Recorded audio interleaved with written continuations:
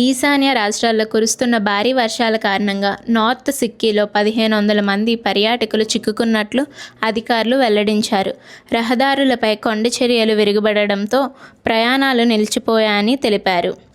వర్షాలు తగ్గే వరకు పర్యాటకులెవరూ హోటల్ నుంచి బయటికి రాకూడదని అధికారులు సూచించారు.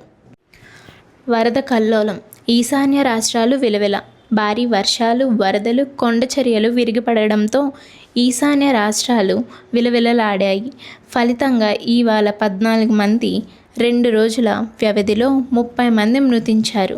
అస్సాంలోని 12 జిల్లాల్లో దాదాపు 60,000 మంది ప్రభావితమయ్యారు. అరుణాచల్ ప్రదేశ్, మేఘాలయ, మణిపూర్ వ్యాప్తంగా వేల మంది నిరాహాసులయ్యారు. గువహాటీలో ఒకరోజే 111 మిల్లీమీటర్ల వర్షం పడిందని, 67 ఏళ్లలో ఇదే రికార్డు వర్షపాతమని అధికారులు తెలిపారు.